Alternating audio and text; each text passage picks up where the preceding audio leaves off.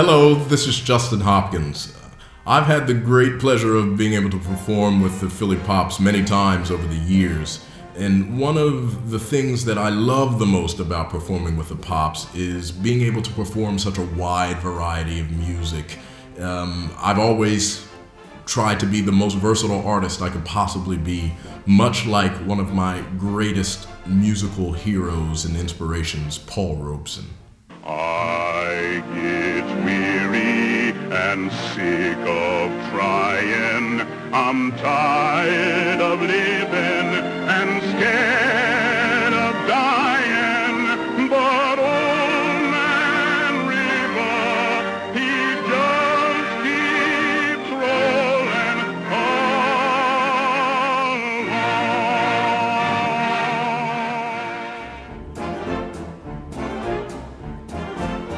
I can remember one of the first times that I heard Paul Robeson sing. All I can describe it as is an otherworldly experience. Anybody who has heard him probably feels the same. Paul Robeson had a bass voice with such an incredible power, such a dark and beautiful color. He seemingly had no bottom to his voice, but it was crystal clear. His attention to text and to the emotion of what he was singing made him one of the most famous singers and performers in the world.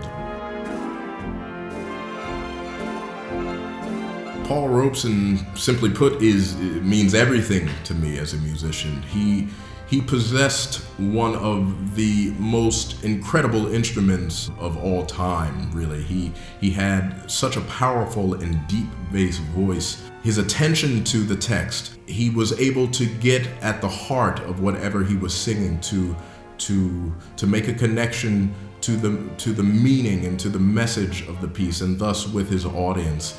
And this is something that I've strived to do for my entire career, and I will spend the rest of my career trying to attain just an eighth, if possible, of what Paul Robeson was able to do when he sang.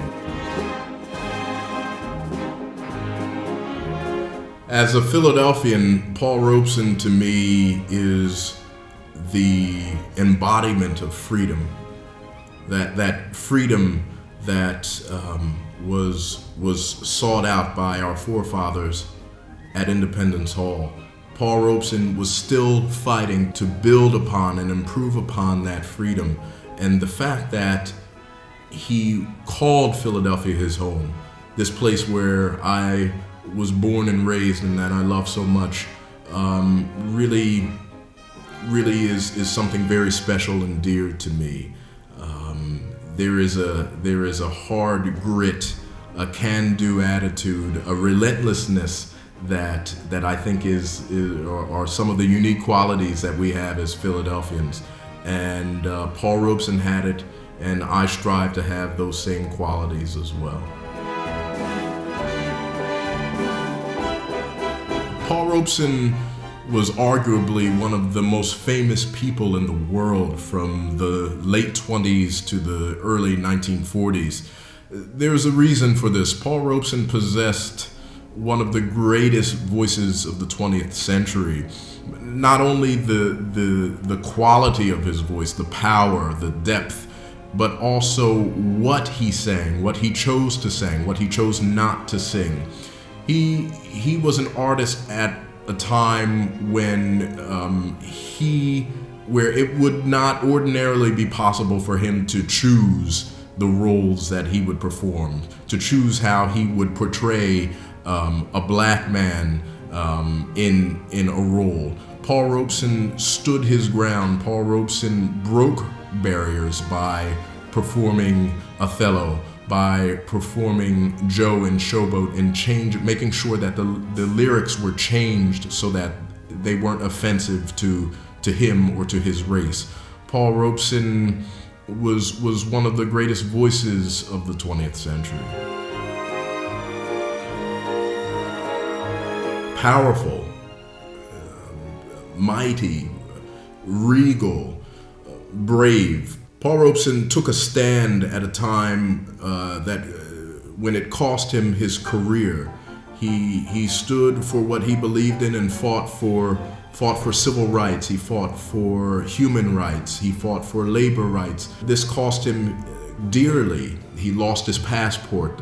It was taken away from him. He could not travel. He couldn't perform, and yet he never backed down.